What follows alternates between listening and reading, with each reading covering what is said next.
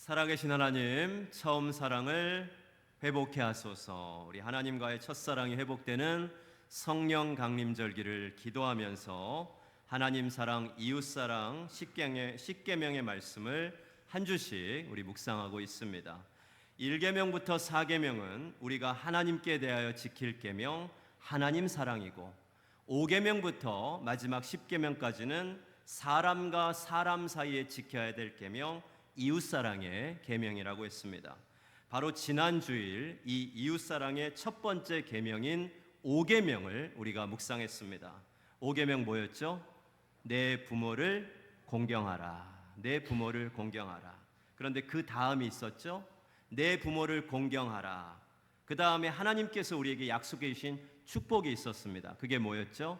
그리하면 내 하나님 여호와가 내게 준 땅에서 내 생명이 길리라. 아멘.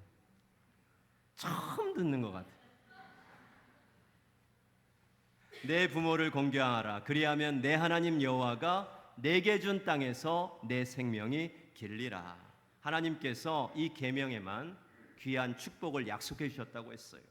내 생명이 길리라. 이 축복은요, 그냥 오래만 사는 장수의 축복이 아니라고 했습니다. 중요한 것은 그 앞에 내게 준 땅에서입니다. 이 세상에서의 장수가 아니라 하나님 나라에서의 영생의 축복을 말합니다. 다시 한번 이 축복이 우리 모두의 축복이 되기를 주님의 이름으로 간절히 축원합니다. 자, 이제 오늘은 이웃사랑의 계명 중 두 번째 계명인 6계명입니다. 자, 6계명 뭡니까? 따라해 보세요. 살인하지 말라. 살인하지 말라. 자, 짧고 아주 간단하죠. 여러분, 6계명 뭐라고요? 살인하지 말라. 살인하지 말라. 여러분 어떻습니까? 이 6계명 어떻게 생각하세요? 제일 자신 있는 계명이죠. 이 10가지 계명 중에 정말 이 6계명만큼은 너무 자신 있어. 나는 이 6계명을 한 번도 어긴 적이 없습니다. 맞아요. 우리 10가지 계명 중에 제일 자신 있는 계명이 6계명이라는데 다른 이견이 없을 정도입니다. 그러면 왜 이 6계명이 우리가 그렇게 자신 있는 겁니까? 이 6계명이 왜 그렇게 자신 있는 것이에요? 내 이웃을 내 몸과 같이 사랑하라는 그 주님의 말씀이 생각나서 정말 이웃을 내 몸과 같이 사랑해서 이 6계명 잘 지킬 자신이 있습니다. 그런 겁니까? 내 이웃을 너무 사랑하기 때문에, 내 몸처럼 내 이웃을 사랑하기 때문에 목사님, 저는 이 6계명이 너무 자신 있는 계명입니다. 여러분 정말 그렇습니까? 우리 정말 솔직히 말해 봅시다. 정말 솔직히 말하면 우리는 이 살인하지 말라는 계명을 대할 때 이웃사랑과 연결시켜서 생각해 본 적은 거의 없습니다.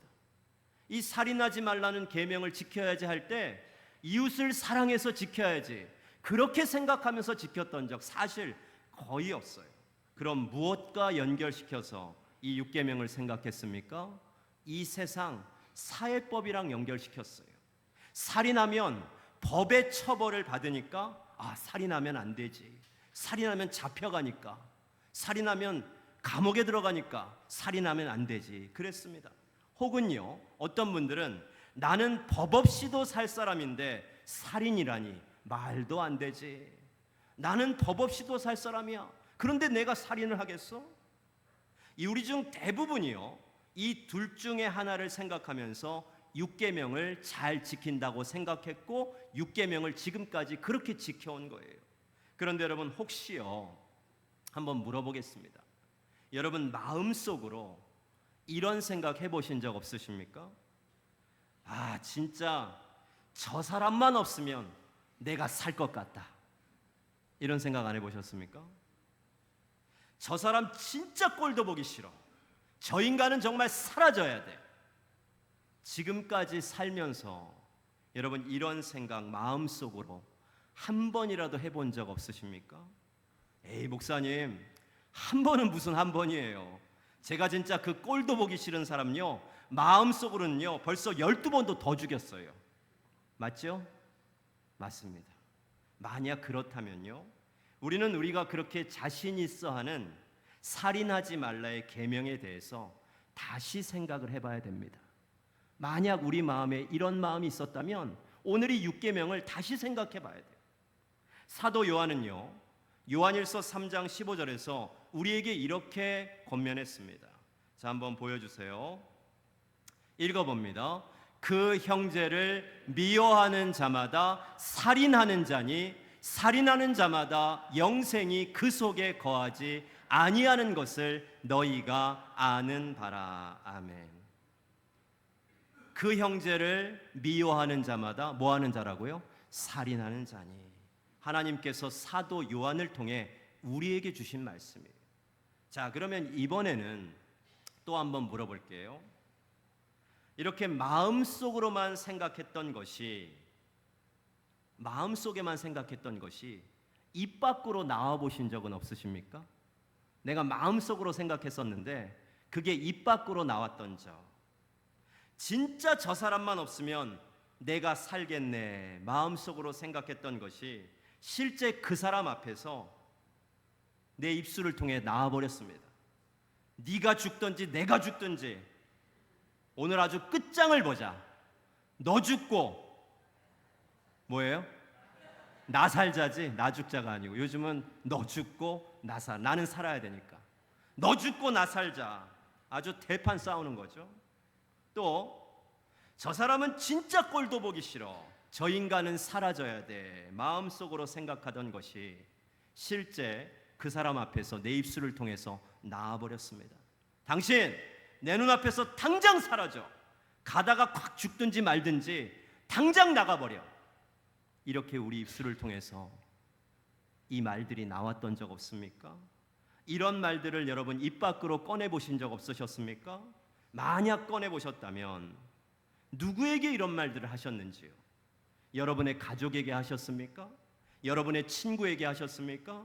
여러분의 자녀에게 이런 말들 하셨습니까? 여러분의 이웃 혹은 지금 여러분 옆에 있는 우리 교회 식구들에게 이런 말 해보셨습니까? 만약 우리가 이런 말을 완전히 지금 제가 예를 든 것과 똑같지는 않더라도 이런 뉘앙스의 말들을, 이런 분노의 말들과 이런 저주의 말들을 누군가에게 내가 했었다면요, 그렇다면 우리는 우리가 그렇게 자신 있어 하는 계명, 오늘 이 살인하지 말라의 계명을 다시 생각해 보아야 된다는 거예요. 잘 지킨다 생각했는데 아니라는 거예요. 다시 한번 생각해 봐야 됩니다. 왜냐하면 우리가 이렇게 입 밖으로 꺼내는 분노와 저주의 말들에 대해서 일찍이 우리 예수님께서 우리에게 이렇게 말씀하셨기 때문이에요. 자, 예수님의 말씀을 들어봅시다. 마태복음 5장 21절과 22절 보여주세요. 읽어봅시다. 옛사람에게 말한 바 살인하지 말라, 누구든지 살인하면 심판을 받게 되리라 하였다는 것을 너희가 들었으나 나는 너희에게 이르노니 형제에게 노하는 자마다 심판을 받게 되고 형제를 대하여 라가라 하는 자는 공회에 잡혀가게 되고 미련한 놈이라 하는 자는 지옥불에 들어가게 되리라. 아멘. 예수님은 말씀하십니다.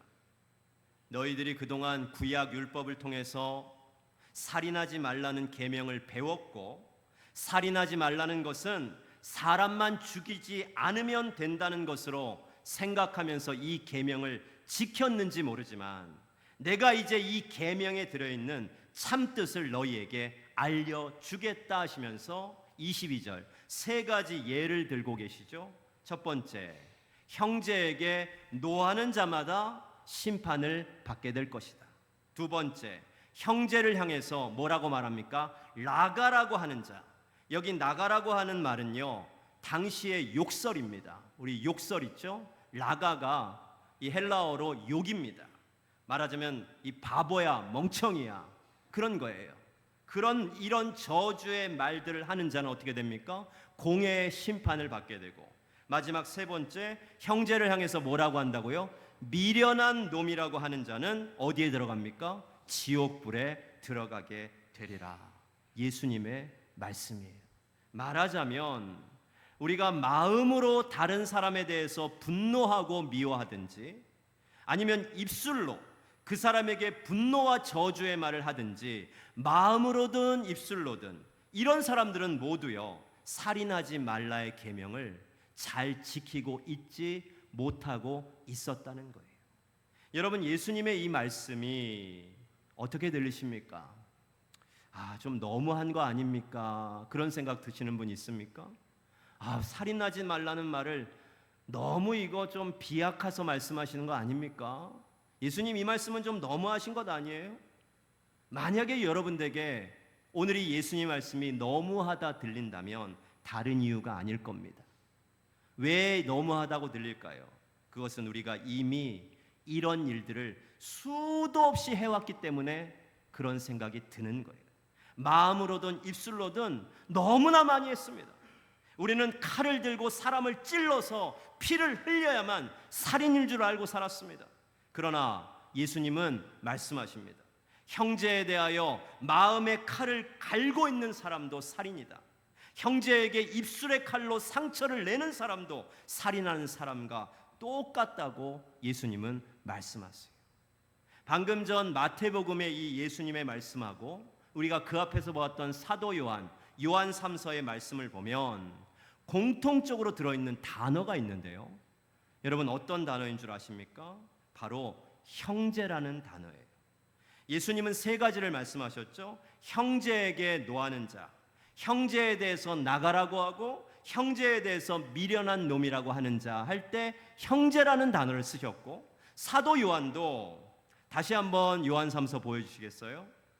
자, 사도 요한도 어떤 단어를 썼습니까? 그 형제를 미워하는 자마다 살인하는 자니.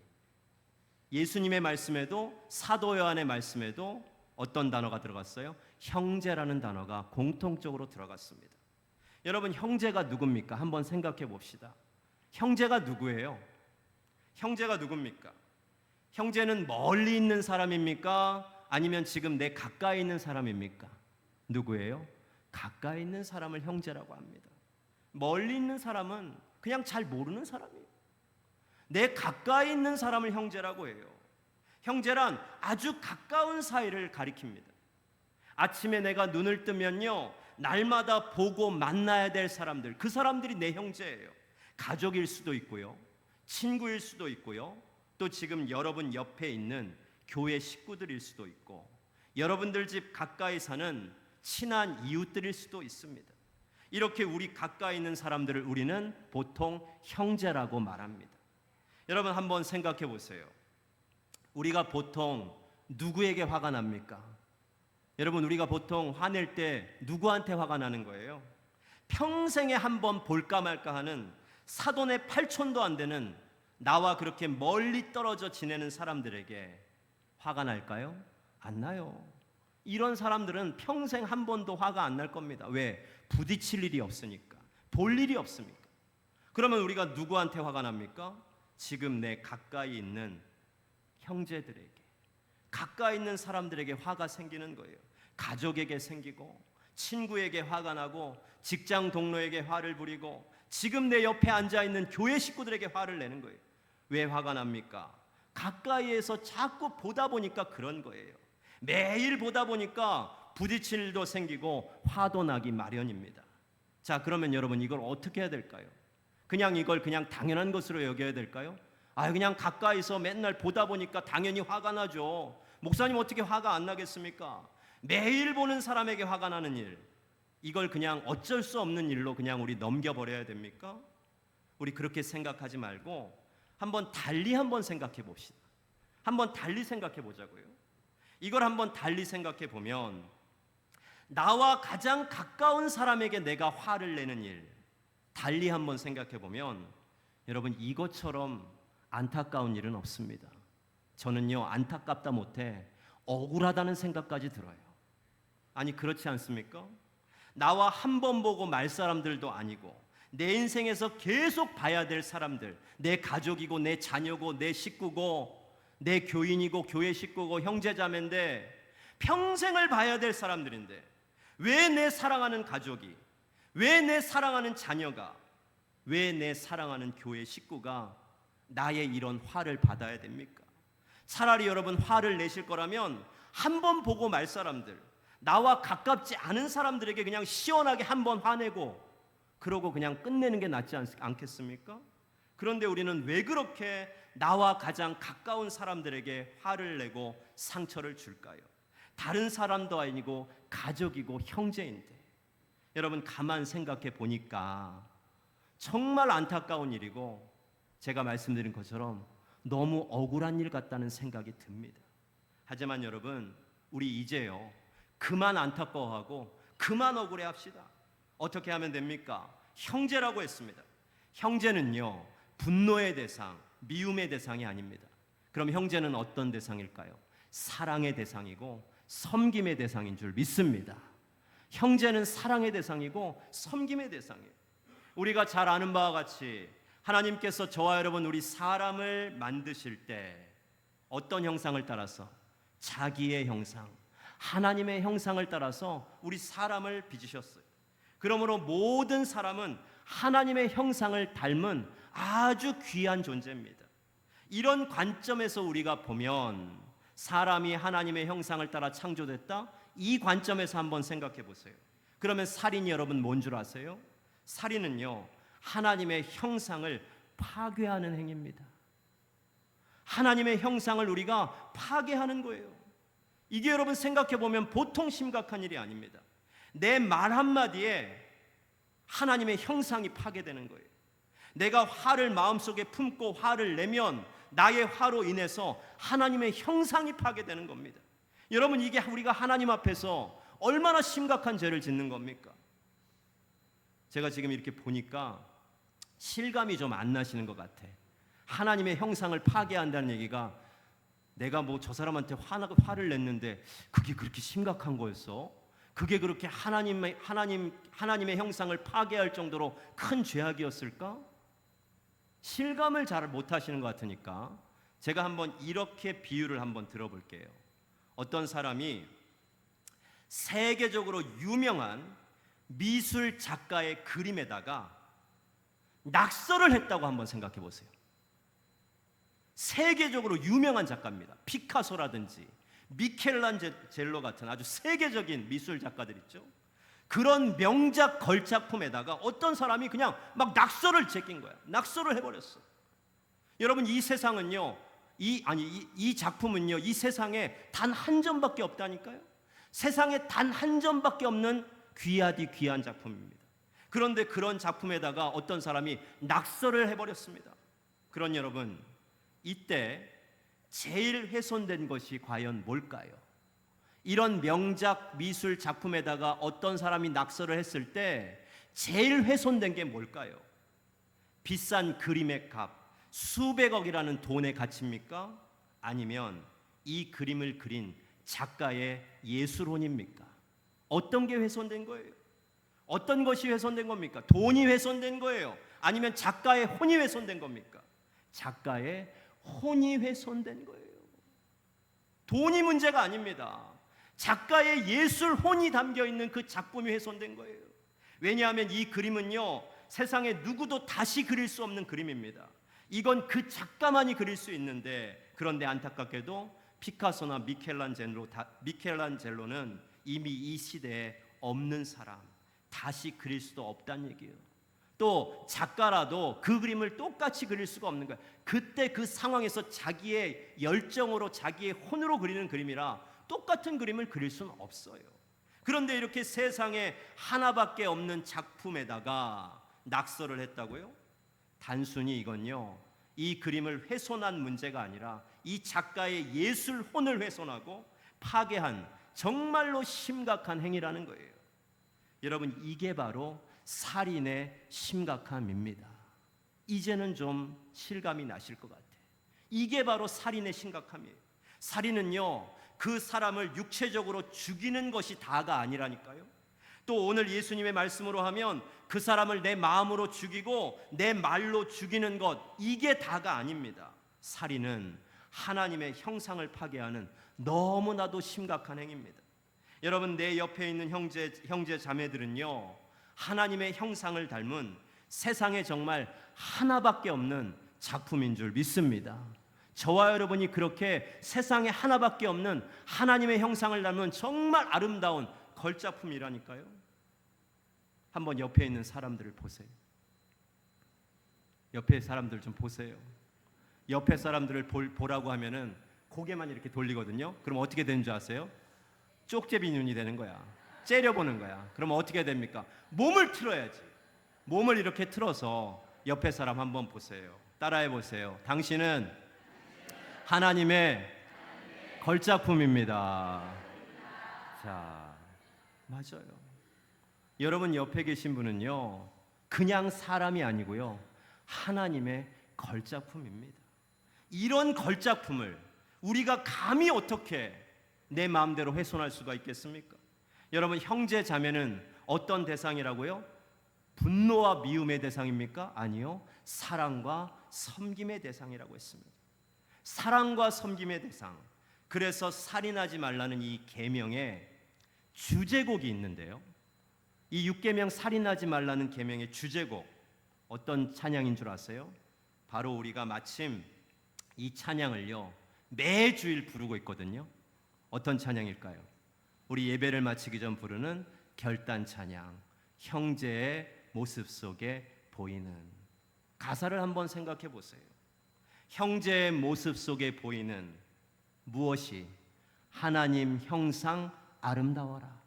형제의 모습 속에 보이는 하나님의 형상이 너무 아름답다는 찬양의 고백입니다. 여러분 옆에 있는 사람들을 보실 때 하나님의 형상을 발견하시기를 축복합니다.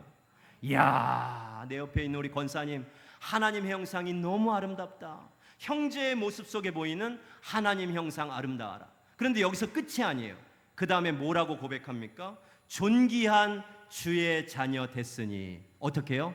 사랑하며 섬기리. 아멘. 할렐루야. 형제 자매는 사랑과 섬김의 대상이라. 사랑하며 섬기리. 사랑과 섬김의 대상.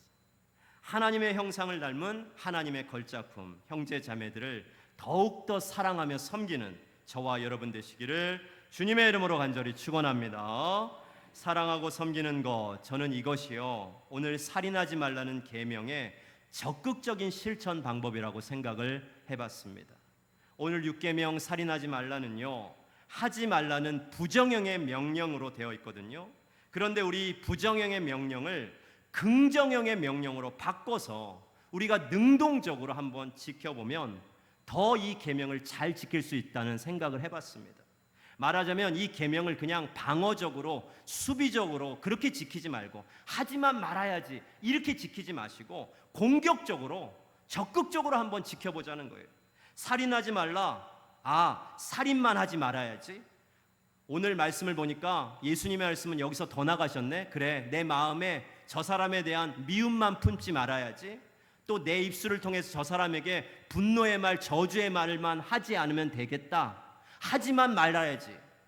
여러분, 이건요 굉장히 수동적으로 이 계명을 지키는 겁니다. 그런데 이렇게 지키다 보면 잘 안 되더라고요. 그래서 이 계명을 우리가 더 잘 지키기 위해서는 수비적이 아니라 공격적으로 지켜야 돼요. 아주 능동적으로 적극적으로 지킬 때 저는 이 계명을 더 잘 지킬 수 있다 생각해요. 여러분, 살인하다 죽이다의 반대말이 뭡니까?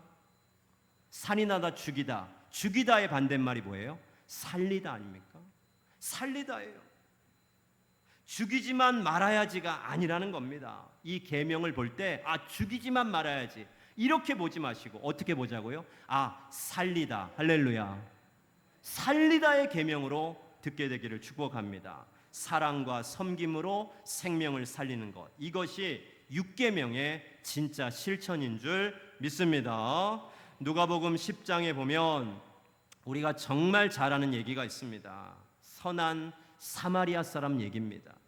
강도 만난 사람 곁으로 세 사람이 지나가요. 제사장, 레위인, 사마리아 사람, 세 사람이 차례대로 지나가는데 제사장과 레위인, 요즘 말로 하면은 목사님, 장로님 같은 직분자들을 말하고, 또는 신앙생활을 정말 수십 년 하신 그런 분들이 여기에 해당됩니다.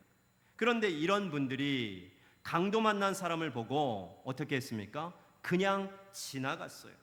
제사장과 레위인들은 그냥 지나갑니다. 성경을 보면요, 그냥 지나갔다고 하지도 않고 어떻게 기록했냐면 피하여 지나갔다. 이 사람이 무슨 벌레입니까? 왜 그렇게 피해서 지나갑니까? 자, 한번 그 부분을 볼까요? 누가복음 10장 30절부터 32절 보여주세요. 읽어봅니다. 예수께서 대답하여 이르시되 어떤 사람이 예루살렘에서 여리고로 내려가다가 강도를 만나매 강도들이 그 옷을 벗기고 때려 거의 죽은 것을 버리고 갔더라. 마침 한 제사장이 그 길로 내려가다가 그를 보고 피하여 지나가고 또 이와 같이 한 레위인도 그곳에 이르러 그를 보고 어떻게 피하여 지나가되. 여러분, 그냥 지나가도 문제인데 이 제사장과 레위인, 신앙생활을 그렇게 수십 년 했다는 사람들이 어떻게 지나갑니까? 이 강도 맞는 사람, 그냥 보통 강도도 아니에요. 거의 죽은 것이라고요. 그러니까 거의 죽기 일보 직전을 이런 사람을, 죽어가는 사람을 무슨 벌레도 아니고 피하여서 지나갔다는 거예요. 그냥 모른 척도 아니고 그냥 어우 에구머니나 하면서 깜짝이야 하면서 어우 왜 저래 그러면서 피하여서 지나갑니다. 그런데 여러분, 성경엔 나오지 않지만 이 제사장과 레위인이 이렇게 이 강도 만난 사람을 피하여서 지나갈 때 속으로는 아마 이렇게 생각했을 겁니다. 나는 사람을 죽인 것은 아니니까 살인하지 말라의 계명을 아주 잘 지킨다고 생각하면서 그 자리를 그렇게 갔을 겁니다. 나는 구약의 율법인 10계명의 말씀 중 제6계명 살인하지 말라는 계명을 어긴 적이 없어. 나는 율법으로는 의로운 사람이야. 이런 생각을 하면서 지나갔을 거예요. 그런데 그 다음 세 번째 사람, 사마리아 사람은 어땠습니까? 이 사람은 강도 만나 거의 죽어가는 이 사람을 피하여 지나가지 않습니다. 가까이 다가갑니다. 그리고 도와줍니다.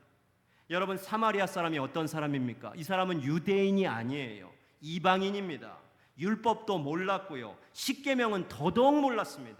요즘으로 치면 교회 한 번도 가본 적이 없고요. 성경을 한 번도 읽어본 적이 없는 사람이에요. 하지만 이런 사람이 어떻게 했습니까?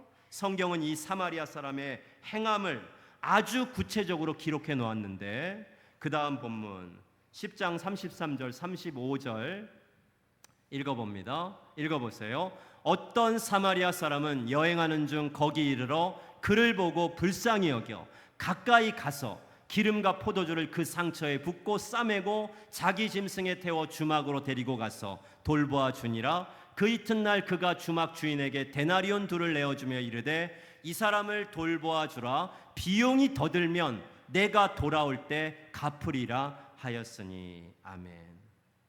여기 성경을 보면요, 사마리아 사람이 강도 만나서 거의 죽어가는 이 사람을 도와주는 모습이 기록되어 있는데 그냥 도와줬다 이렇게 하지 않고요, 아주 구체적으로 표현을 하고 있습니다. 제사장과 레위인 피하여 지나갔다 이렇게 딱 한마디만 했잖아요. 그러면 사마리아 사람도 도와줬다 그래도 될 법한데 성경은 그냥 도와줬다 이렇게 말하지 않고요, 이 사람이 한 그 사랑과 섬김의 행함을요 아주 구체적으로 다 기록해 놨습니다. 어떻게 했습니까? 먼저는 불쌍히 여겼습니다. 그리고 가까이 다가갔습니다. 기름과 포도주를 그 상처에 부어줬습니다. 또 상처를 싸매줬습니다. 또 자기 짐승에 태워서요 주막으로 데리고 갔습니다. 또 가서도요 그냥 맡겨놓고 간 게 아니고 거기까지 가서도 이 사람을 돌봐주고요, 주막 주인에게는요 이 사람을 잘 돌봐주라고 하면서 돈까지 주면서 이 주막 주인에게 이 강도 만난 사람을 잘 돌봐주세요 부탁까지 했습니다. 여러분, 이 행함과 실천이 바로 살인하지 말라는 계명의 적극적인 실천, 사랑과 섬김으로 생명을 살린 일인 줄로 믿습니다. 이 얘기를 다 들려주신 예수님께서 거기 있었던 사람들에게 이렇게 물으십니다. 자, 그 다음 36절 37절 보여주세요. 읽어봅니다. 내 생각에는 이 세 사람 중에 누가 강도 만난 자의 이웃이 되겠느냐? 이르되 자비를 베푼 자니이다. 예수께서 이르시되 가서 너도 이와 같이 하라 하시니라. 아멘. 이 세 사람 중 누가 강도 만난 자의 이웃이 되겠느냐? 누가 이웃 사랑을 실천했느냐? 그러니까 자비를 베푼 사람, 선한 사마리아 사람이죠. 대답은 잘해. 그러니까 예수님 뭐라 그래요? 가서 너도 대답만 하지 말고 어떻게 하라고요? 이와 같이 하라. 사랑하며 섬겨라. 할렐루야. 여러분, 이것이 오늘 우리가 묵상하는 살인하지 말라의 계명의 참뜻인 줄 믿습니다. 여러분, 오늘 살인하지 말라의 계명은요, 이웃사랑의 실천 계명입니다.